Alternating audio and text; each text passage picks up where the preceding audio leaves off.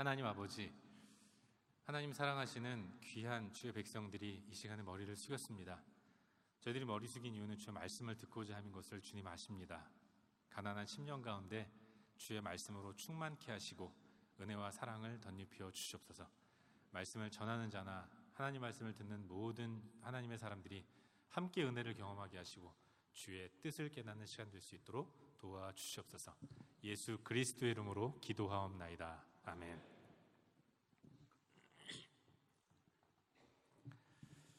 우리는 계속해서 주일마다 이 마가복음 말씀을 함께 살펴보고 있죠. 예수께서 예루살렘에 입성하신 이후로 주님은 그야말로 이 논란의 중심에 서시게 됩니다. 성전을 정화시킨다고 장사한 사람들 내쫓은 것도 파격이었는데 그 이후에도 여러 유대 사회의 기득권층과 아주 심각하게 대립하는 모습을 보여주고 계세요. 다양한 문제와 이슈를 가지고 도전하는 유대 기득권 세력들, 그리고 그들과의 언쟁에서 한 발자국도 양보하지 않으시고 치열하게 대립하시는 예수님. 이런 그 대립과 갈등의 양상을 보여주는 것이 우리가 지금 묵상하고 있는 마가복음 11장과 12장의 전체적인 내용입니다. 지난주에 살펴본 말씀이 바리새인들과 헤롯 당원 몇몇 사람이 찾아와서 세금 문제를 가지고 예수님께 시비를 걸고 논쟁하는 내용이었어요. 그렇다면 오늘 본문은 사두개인들이 찾아와서 부활이라는 교리를 가지고 신학적인 논쟁을 예수님과 벌이는 장면을 보게 됩니다.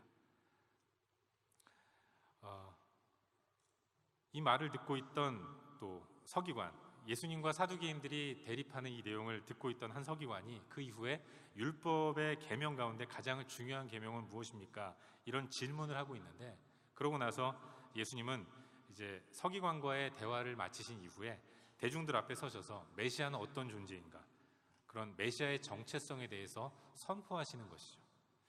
잠시 본문의 내용을 자세하게 한번 살펴보면 사두개인들이 예수님께 다가왔습니다. 이 사두개인들은 어떤 사람들인가? 이들은 당시에 성전을 관할하던 사람들이었어요. 그래서 제사장과 같이 최상류층의 사람들이었습니다. 이들은 예루살렘 공회에도 대단한 영향력을 갖고 있는 사람들이었어요. 그리고 또 라이벌 관계에 있던 바리새인들과는 좀 다르게 친로마적인 정치적 노선을 가지고 있었습니다. 그래서 로마 권력과도 대단히 밀착된 그런 관계를 가지고 있었던 사람들입니다. 이들의 특징은 모세의 율법이 기록되어 있는 오경, 창세기, 출애굽기, 레위기, 민수기, 신명기, 이 모세 오경, 이것만을 정경으로 하나님 말씀으로 인정했다는 것입니다. 그런데 여기에는, 이 오경에는 부활이니 천사니 영이니 이런 내용들이 많이 안 나와요. 실제로 구약에서 부활에 대해서 언급한 곳들이 그 오경 이후에 쓰여져 있는 이사야 26장이나 다니엘 12장, 시편 16편 이런 곳들인데, 사두개인들은 이런 성경들은 바리새인들이 기록한 책이고 결국 이것은 하나님의 말씀이 아니라고 정경으로 인정하지를 않았던 겁니다. 그들은 부활이나 천사나 영 이런 초자연적인 교리들을 결코 성경으로 믿질 않았던 겁니다. 그래서 그들은 부활에 대해서도 부정적인 생각을 가지고 있었어요. 부활은 없다라고 주장하는 사람들이 사두개인들이었던 것입니다. 이런 특징을 가지고 있었던 사두개인들이 예수님께 나왔습니다. 그리고 그들이 들고 온 문제는 당연히 부활에 관한 교리였어요. 그들은 부활이 없다라는 자신의 주장을 예수님 앞에서 증명하려고 했고, 부활의 교리의 모순을 지적하기 위해서 가상의 이야기를 제시를 합니다. 그리고 그렇게 꾸며낸 이야기의 동기가 된 것이 계대 결혼법이라는 유대 사회의 특징적인 결혼 방법이었어요. 이 계대 결혼법이라는 것은 옛날에 형이 죽으면 동생이 형의 아내인 형수를 아내로 맞이하는 겁니다. 성경에도 종종 등장하죠. 야곱의 넷째 아들인 유다가 아들이 셋이 있었는데 큰아들이 자식을 낳지 못하고 죽으니까 이제 큰아들의 아내인 다말을 둘째 아들에게 아내로 주죠. 이런 내용들이 등장을 하고, 또 룻기에도 이런 내용들이 등장을 합니다. 사두개인들은 이 결혼법, 계대 결혼법을 이용해서 가상의 질문을 만들었습니다. 그리고 이 결혼제도에서 발생할 수 있는 최악의 예를 제시하면서 부활은 잘못된 것이다, 부활은 틀린 것이다, 부활은 없다라는 것을 증명하려고 했던 것이죠. 그들의 질문은 이런 겁니다. 본문 20절 이하의 내용인데요. 7 형제가 있었어요. 마지가 결혼을 했습니다. 근데 죽었어요. 그래서 동생이 형수를 아내로 맞이했습니다. 그런데 그 둘째 동생이 또 죽었어요. 그래서 첫째 형의 아내는 셋째 동생과 결혼을 하게 됐죠. 그렇게 7형제가 다 죽고 여자도 죽었습니다. 그러면 부활해서 살아날 때 이 형수는 과연 누구의 아들인가? 나름 부활 교리의 모순을 주장하기 위해서 이런 이야기를 꺼낸 것이죠. 사두개인들은 예수님이 자기들의 얘기를 듣고 부활 교리의 모순을 인정하거나 아니면 더 이상 답변하지 못해서 쩔쩔매고 당황하는 모습을 기대하면서 이런 질문을 했던 것이죠. 이와 같은 질문에 대해서 예수님의 대답을 기록한 것이 24절 말씀인데, 예수님은 한마디로 얘기합니다. 그건 오해라는 거예요. 너희들이 잘못 알고 있다라고 말씀하시는 겁니다. 그리고 그렇게 오해하는 이유가 성경도, 그리고 성경이 말하는 하나님의 능력도 알지 못하기 때문이다라고 말씀하시는 거예요. 예수님은 부활 후의 모습에 대해 설명하십니다. 죽은 자가 다시 살아날 때에는 장가도 안 가고 시집도 안 간다. 부활 후의 모습은 천사와 같은 존재가 되는 거다. 이렇게 말씀하시는 거죠.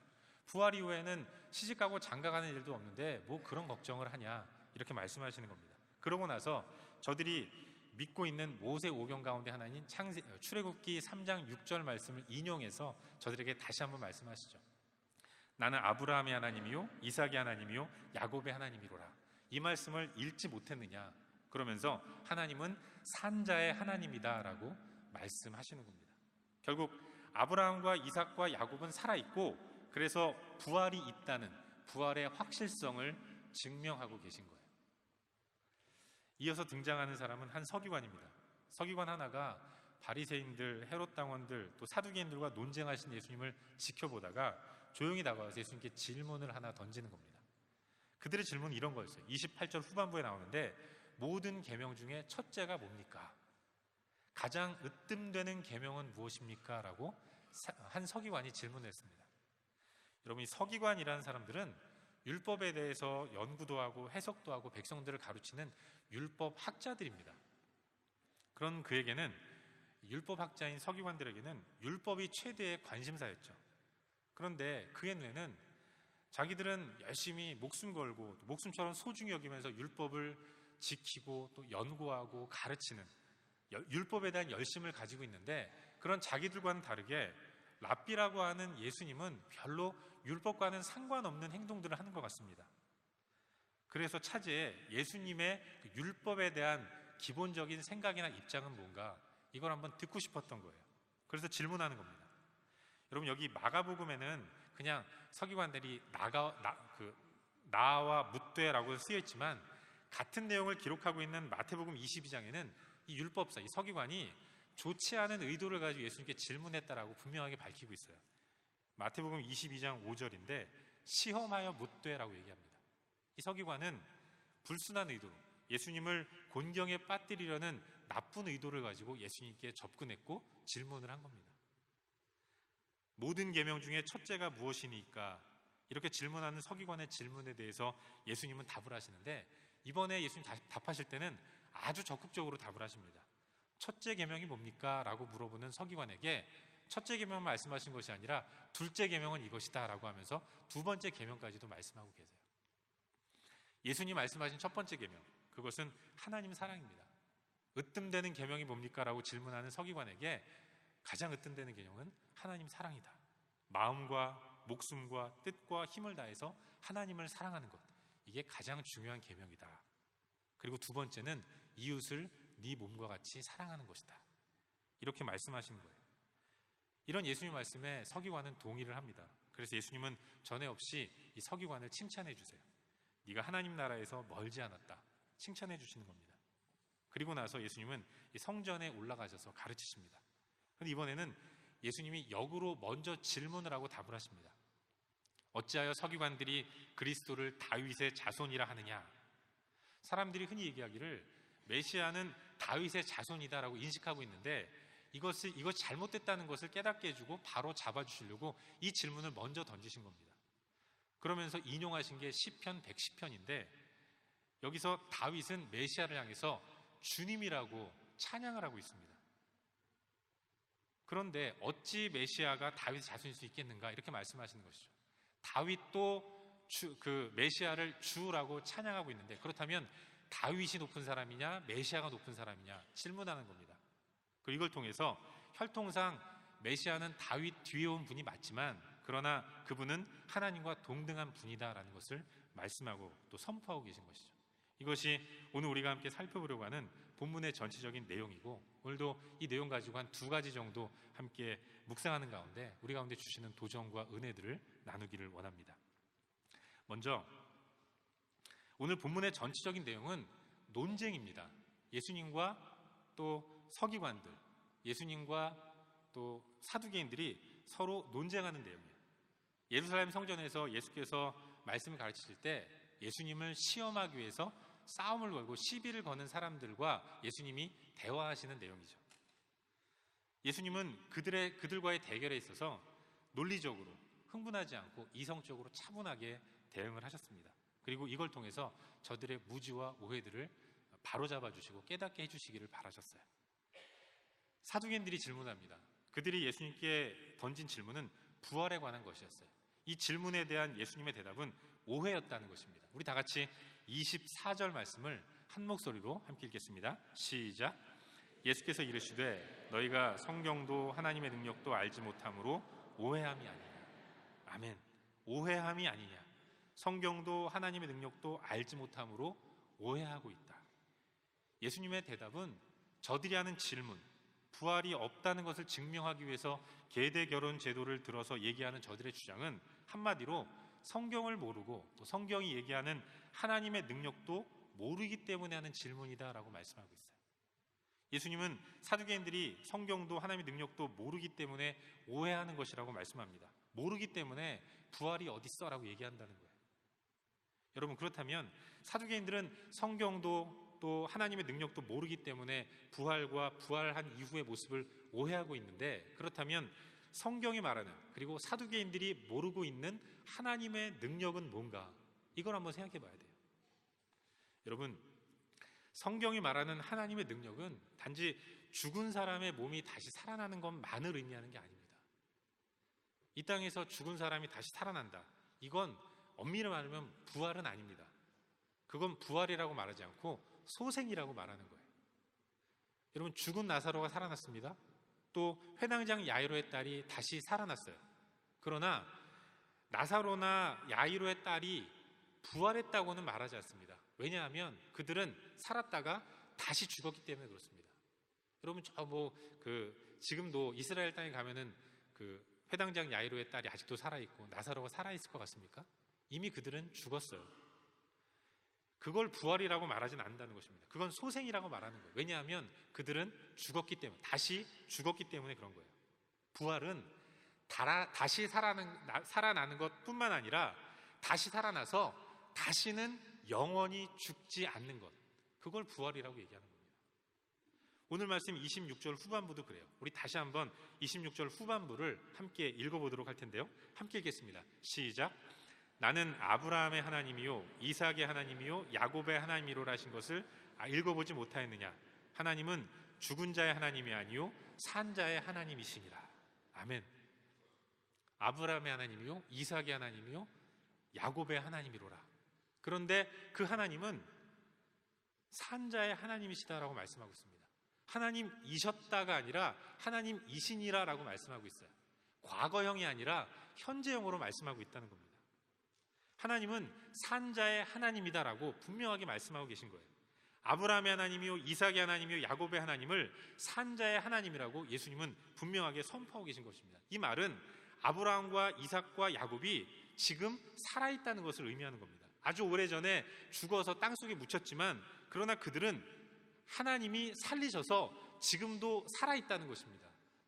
산 자의 하나님이 아브라함의 하나님이고 야곱의 하나님이고 이삭의 하나님이라면 야곱이나 아브라함이나 이삭은 지금도 살아있는, 부활해서 지금도 살아있다는 것을 말씀하고 있는 거예요. 결국 하나님의 능력이란, 성경이 말하는 하나님의 능력이란 단지 육신의 회복만을 의미하는 것이 아닙니다. 그것은 그런 육신이 죽었다가 다시 살아나는 그 소생을 말하는 것이 아니라 다시 살아나서 영원히 죽지 않는 완전한 능력을 이야기하는 것입니다. 여러분, 성경이 말하는 죽음은 하나님과의 단절을 얘기하는 거예요. 거룩하신 하나님은 그 작은 죄와 허물도 용납하실 수 없습니다. 그래서 하나님은 결코 죄와 함께 하실 수 없어요. 그런데 우리 인간에게는 죄가 있지 않습니까? 그래서 하나님은 죄를 가지고 있는 인간과는 결코 함께 하실 수 없습니다. 그래서 하나님과 인간은 단절되어 있는 거예요. 하나님과 단절된 인간, 그게 바로 죽은 존재인 겁니다. 그 인간의 실존은 죽은 존재인 거예요. 우리가 숨을 쉬고 또 몸을 움직인다고 해서 우리가 살아있는 게 아니라 몸의 죽음의 여부와 상관없이 인간은 다 죄인으로 이 땅에 온 죽은 존재인 것입니다. 그런 우리에게, 죽은 존재인 우리에게 하나님의 능력이 임했습니다. 그 하나님의 능력은 죽은 자를 살리시고 영원히 죽지 않게 만드는 능력이에요. 그 능력이 죽은 존재인 나에게 임했고 여러분에게 임한 것입니다. 그래서 살리는 능력, 완전히 살리는 능력, 살아나서 영원히 죽지 않는 그 능력, 그 능력이 우리 가운데 임해서 우리 가운데 들어온 생명, 그게 부활인 것입니다. 여러분, 하나님과의 단절로 인해서 여전히 죽은 존재로 살아가는 사람들에게는 부활 이후에 새로운 삶에 대한 그림이 없습니다. 한 번도 경험해보지 못했어요. 그래서 그들은 하나님의 능력을 경험하지 못했기 때문에 여전히 땅에서의 그 죽은 존재로서 사고하는 수준으로 그렇게 세상을 바라보고 이해하고 해석할 수밖에 없는 것입니다. 사두개인들이 그런 사람들이었어요.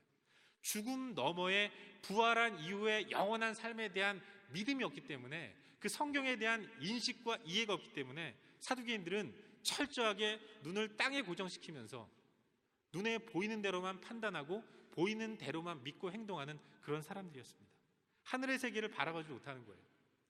눈에 보이는 게 전부이고, 그래서 눈에 보이는 것 가운데 가장 좋은 게 뭐냐? 힘이다. 그래서 힘을 얻으려고만 하고, 누가 힘 있는 사람인가 그러면서 힘 있는 사람만 쫓아다니고 그런 사람에게 줄을 서려고 하고, 그래서 그들은 로마 권력에 밀착했던 것입니다.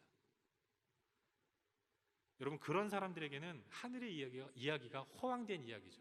지금이 어느 시대인데 그런 얘기하냐고 그렇게밖에 말할 수가 없어요. 하늘의 세계를 팔아서라도 땅의 세계의 권세와 부귀와 영화를 누리려고 하는 그런 사람들인 것입니다. 우리도 전에는 그런 사람들이었어요. 우리도 하나님의 능력을 모를 때에는, 하나님의 능력을 체험하지 못했을 때에는 우리도 여전히 하나님의 능력을 몰랐기 때문에 똑같이 시선을 땅에만 고정시키고 땅에서 어떻게 하면 잘 살까? 어떻게 하면 더 많이 가질까? 더 많은 것들 누릴까? 이런 것에만 관심을 가지고 살았습니다. 그러나 그런 우리에게, 우리가 부탁도 하지 않았는데, 우리가 원하지도 않았는데 하나님이 능력으로 임하셨습니다. 그리고 구원을 허락해 주셨어요. 하나님의 능력이 죽은 존재로서 이렇게 저렇게 인생 살다가 영원히 꺼지지 않는 지옥불에서 영원한 죽음을 살아야 할 우리 가운데 하나님의 능력이 먼저 찾아오셨고 임해 주셨습니다. 그래서 우리에게 새로운 생명을 허락해 주셨어요. 부활의 새로운 생명을 허락해 주신 것입니다. 영원한 세계에 대한 인식과 깨달음을 허락해 주신 거예요. 그죠? 70년, 80년 조금 살다가 가는 그런 유한한 세상이 전부가 아니라는 것들을 알게 하셨고, 저 천국에서 영원한 부활의 몸을 가지고 영원히 살게 된다는 이 복음의 소식을 하나님이 알게 하신 겁니다. 죄와 허물로 죽은 나를 다시 살리셔서 다시는 죽지 않는 완전한 부활의 생명으로 영원한 세계를 살아가는 영원한 생명을 우리 가운데 허락해 주셨다는 것이죠. 이걸 깨닫는 사람의 입술 가운데서 터져나오는 것이 찬양입니다. 이걸 온전히 깨닫는 사람의 입술 가운데서 감사함으로 터져나오는 게 하나님 영광 돌리는 거예요. 죄와 허물로 더 이상 소망을 갖지 못하고 하루하루 의미 없이 살아가는 인생, 그런 죽은 내가 이제 하나님의 능력을 통해서 영원한 세계를 소유했다는 것입니다. 더 이상 부족함이 없는 완전한 생명을 갖게 됐다는 거예요. 이게 감사해서 우리는 예배하는 겁니다. 이게 너무나도 감사해서 이제는 이전과는 다른 새로운 삶을 살게 되는 거예요. 사랑하는 여러분, 예배하는 우리 모두는 하나님의 능력을 경험한 사람들입니다. 그 능력으로 죽었다가 다시 살아난 부활을 경험한 사람들이에요. 그럼에도 불구하고 여전히 우리가 부활 이전의 세계에 매여서 여전히 땅에서의 삶에만 관심을 가지고 살아간다면 이것만큼 안타까운 일이 없는 것입니다.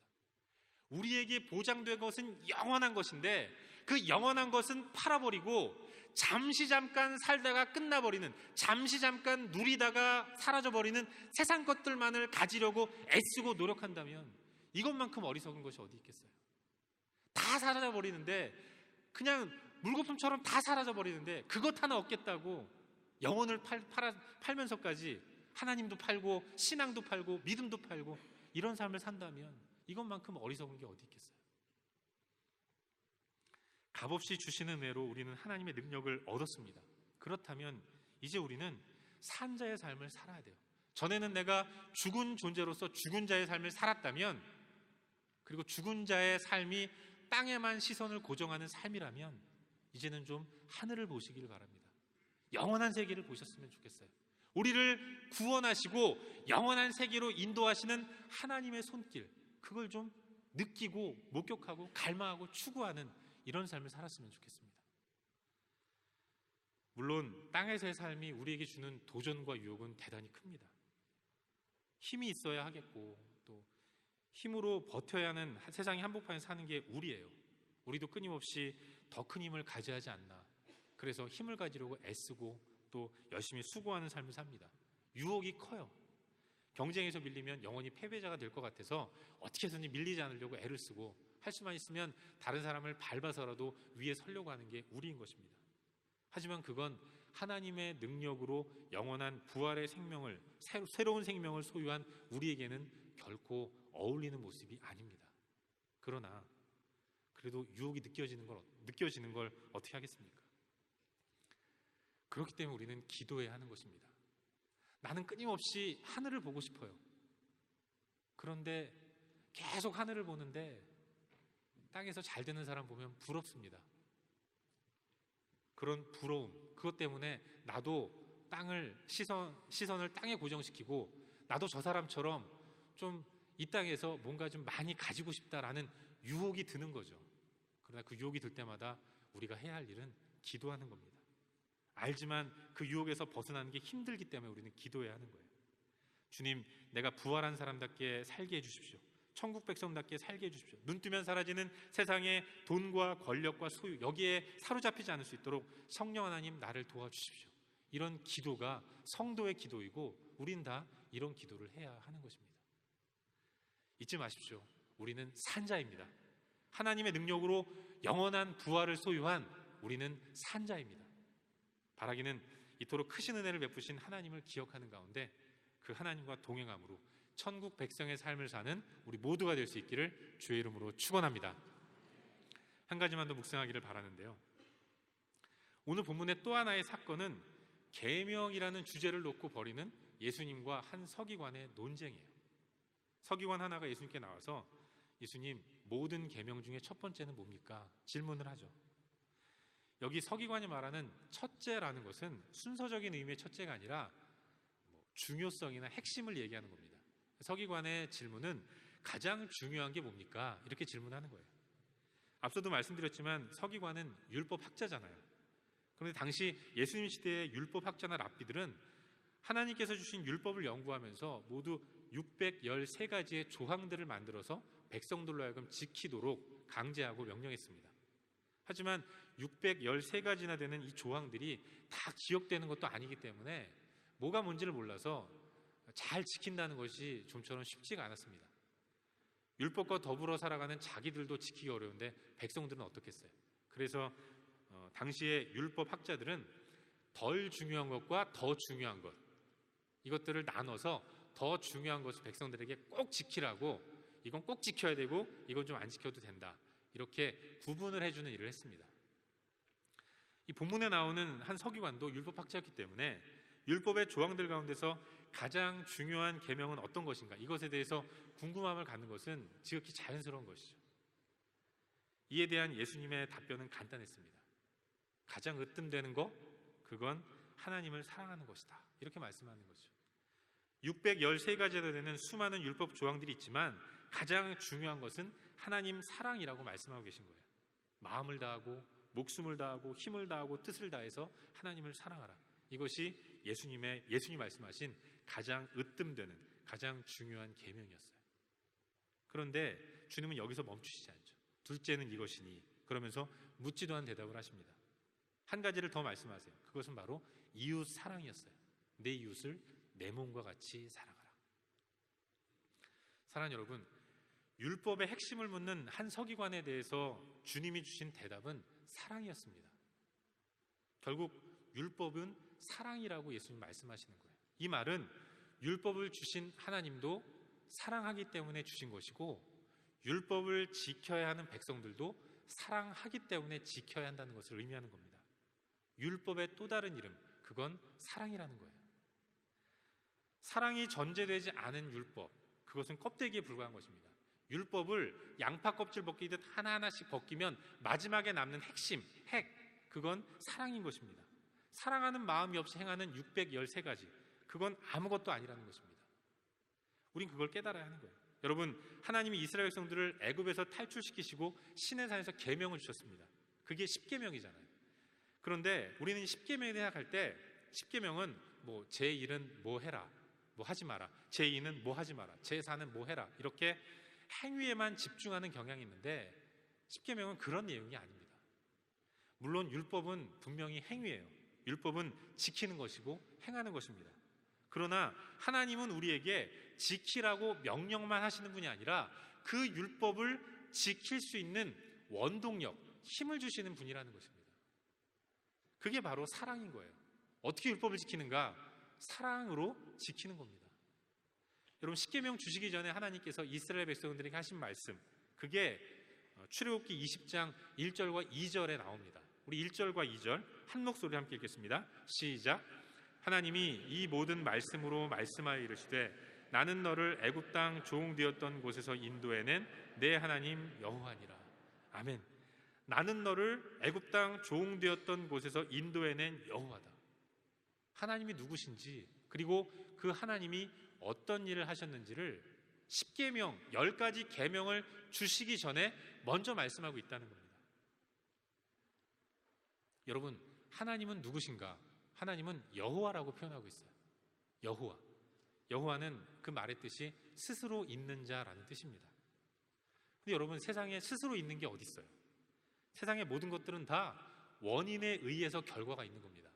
부모가 있으니까 자식이 있는 거고, 마이크도 만든 사람이 있으니까 존재하는 거예요. 이 땅에 있는 모든 것들은 다 원인에 기대서 결과가 있는 것입니다. 그럼에도 불구하고 하나님은 스스로 계신 분이라는 겁니다. 이건 뭘 의미하겠어요? 하나님은 원인을 기댈 필요가 없는 완전하고 전능하신 분이라는 것입니다. 모든 것들을 다 하실 수 있는 전능하신 분, 그분이 바로 하나님이라는 거예요. 여호와라는 이름이 그걸 말씀하고 있는 것입니다. 여호와, 그것은 전능하다는 의미예요. 그런데 그 전능하신 하나님이 무슨 일을 하셨습니까? 나는 너를 애굽 땅 종되었던 곳에서 인도해냈다. 전능하신 하나님, 전능하셔서 못하실 일이 없는 완전하신 그분이 하신 일이 뭔가? 그분이 이스라엘 백성들, 애굽의 압제 가운데서 허덕이면서 괴로워하고 비참한 가운데 살아가던 이스라엘 백성들, 노예로 살아가던 이스라엘 백성들에게 찾아가셔서 그들을 해방시켜 주셨습니다. 자유를 허락해 주신 거예요.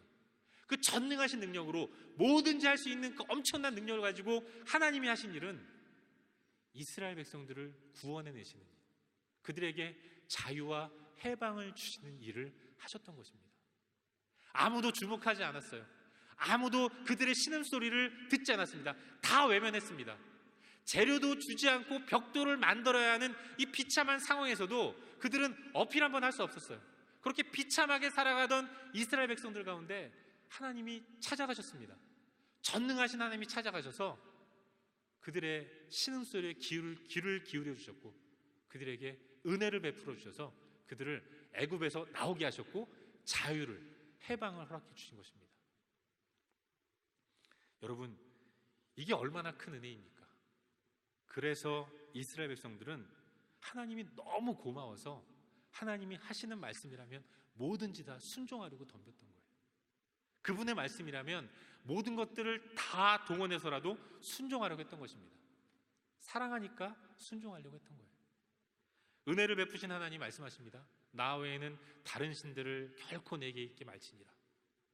그 말씀을 하시는 하나님의 은혜가 너무 크다는 것을 알기 때문에, 그분이 너무 사랑스럽기 때문에 그들은 그 계명을 지키려고 노력했던 거예요. 놀라운 은혜를 베푸신 하나님이 말씀하십니다.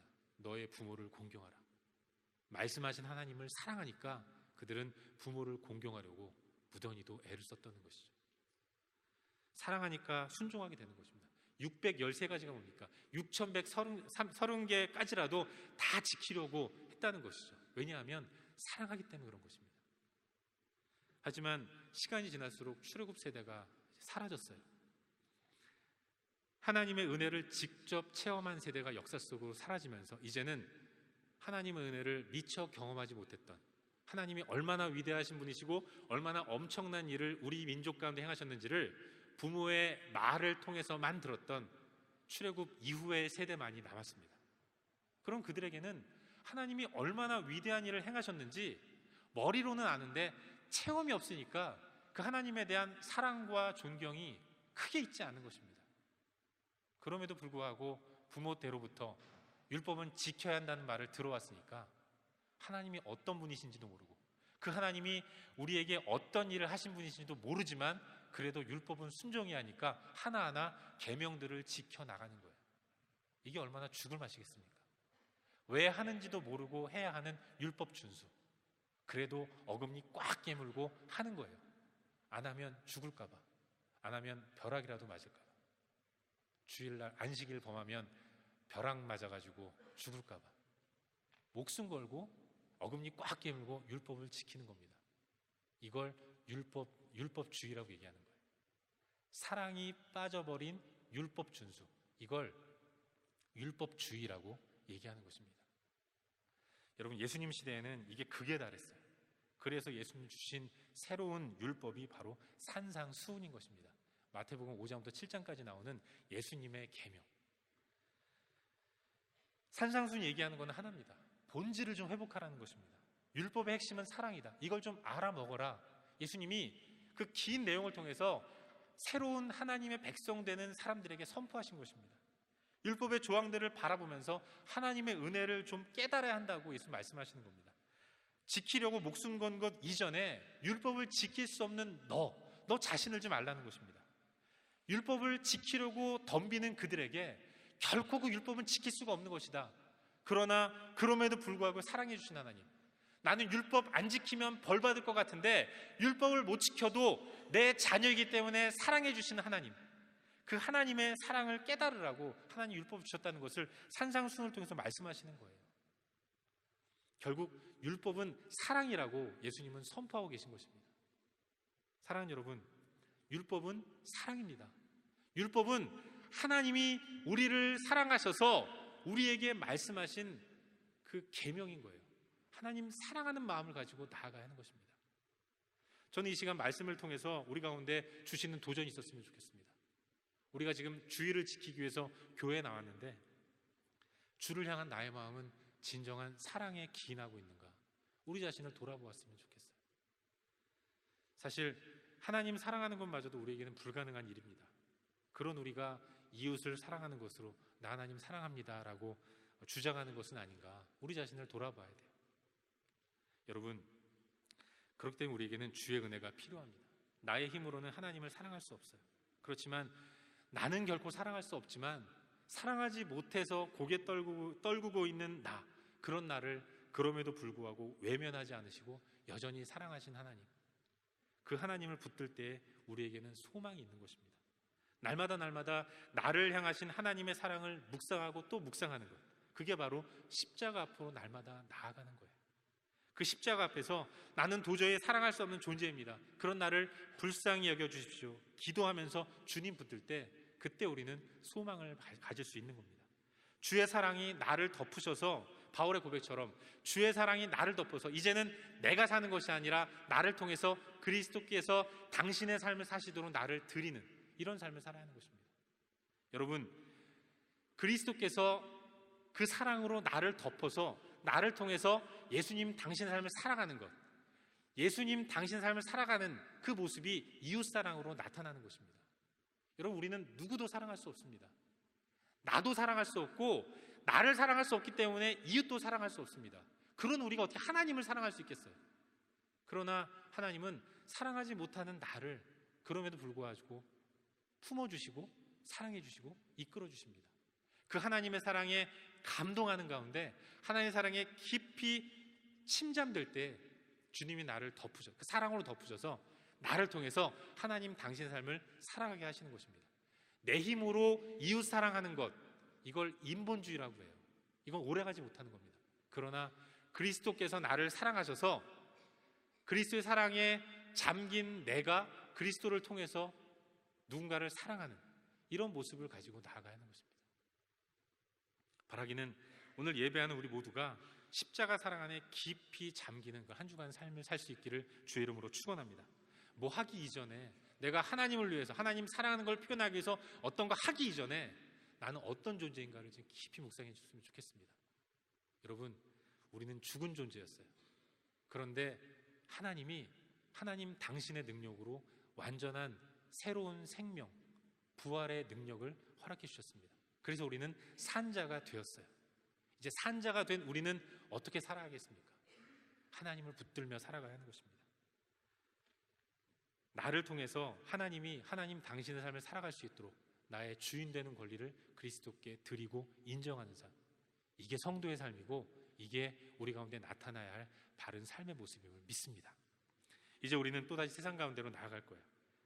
이제 우리가 붙들어야 할 것은 예수 그리스도 뿐입니다.